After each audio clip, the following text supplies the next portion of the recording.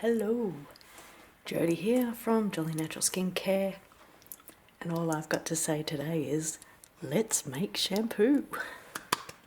So excited to try this recipe. We start with 4 cups of hot water.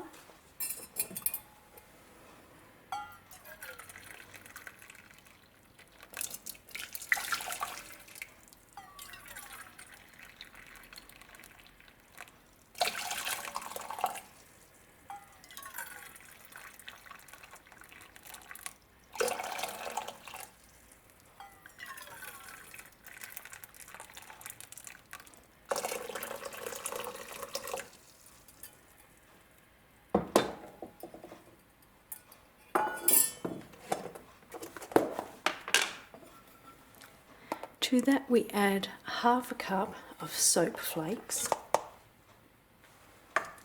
So I have my little collection here of all the bits and bobs of soaps that I make, and then this is like leftovers and cut-offs and such, so they're relatively natural soaps. You could go more natural by leaving the colorants and the micas out, but for this recipe this isn't going to be a problem.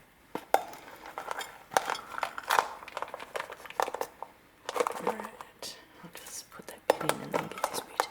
There we go, half a cup. Heat on. Wooden spoon. Give it a stir until the soap dissolves.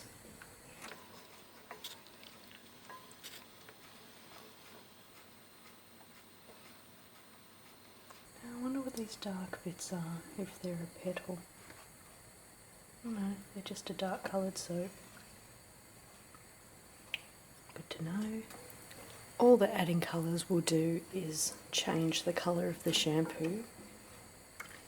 And you may have your favourite natural brand of soap that you can grate and use in this recipe.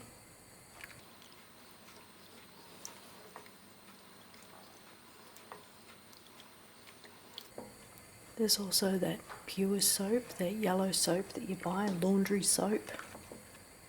I can't remember the brand, but that's used in a lot of soaping recipes. It's fairly natural. Or is it? I mean, I've just been told that, so I actually haven't looked at the ingredients myself. I know we used it a lot when I was younger, as a little girl.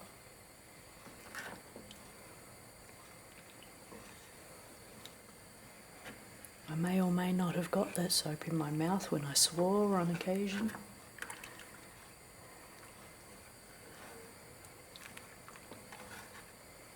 And as awful as it tasted, I'm pretty sure it tasted a little bit better than some of the really heavily perfumed and fragranced soaps. Ooh. Yikes.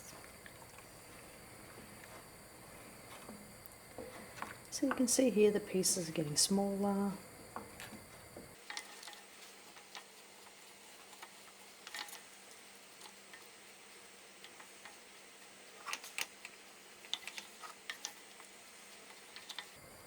That being said, I don't think heavily perfumed soaps would be a problem in this recipe.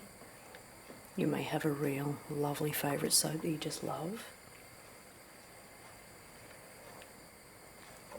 I'm just partial to more natural soaps myself, but at the end of the day, using it as a shampoo, a fragrance soap won't hurt. I like that it's got a lovely pink colour. I think that's going to look a bit special in the bottle.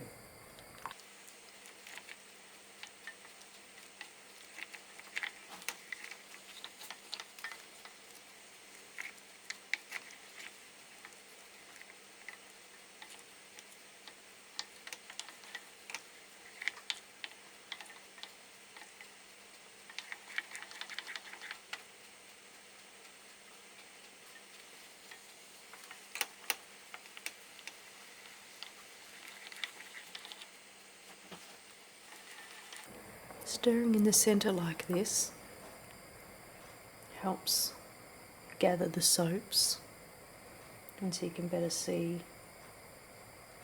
if there's any lumps remaining. This big piece doesn't want to mount. It's getting there slowly. I say doesn't want to, what I really mean is he's taking his sweet time. It's a piece of loofah, there we go, interesting. That would be one of the loofah soaps that I made, the lemon meringue that's on my website. It's got loofah parts in it, so it gives a gentle scrub as you wash.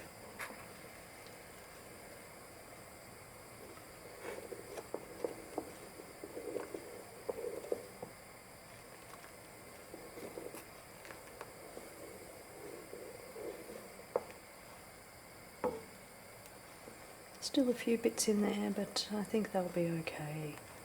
They'll slowly dissolve.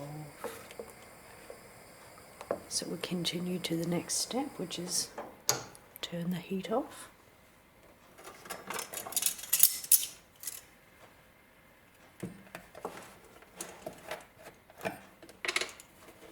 We add a teaspoon of glycerin.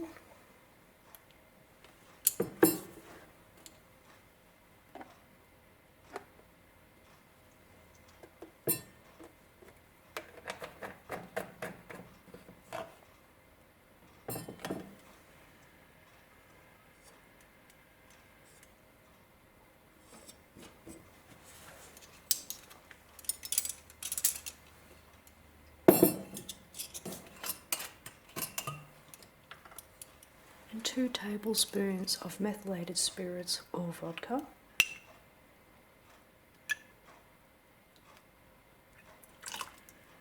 This will help give the shampoo a bit of a longer shelf life.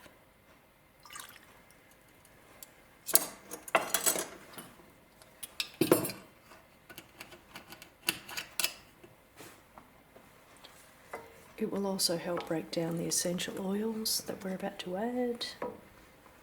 And I'm using rosemary. For this quantity I say about 20 drops, that's a ml.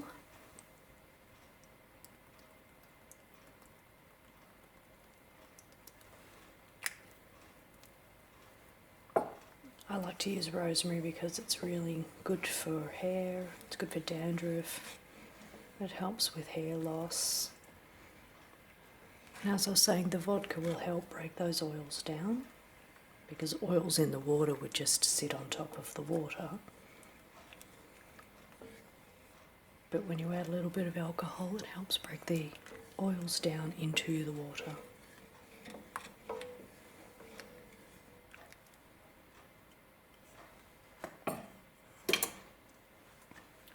And so then we pour this into a bottle. I'm using an old pump bottle. It used to be a hand scrub, which is no longer used for that. And the excess I'll put in my trusty jar. This one here I usually make my fragrances in, so it's still got the scents of the fragrances in it, so it's not really suitable for food anymore.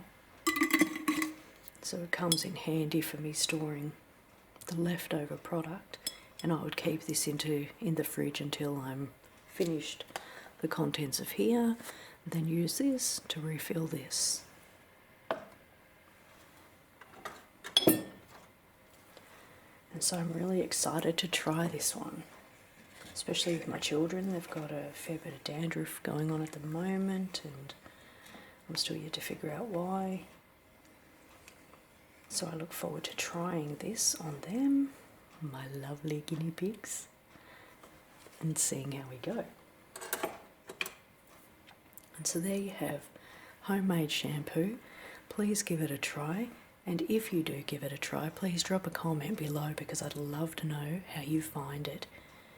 And as always, thank you so much for watching.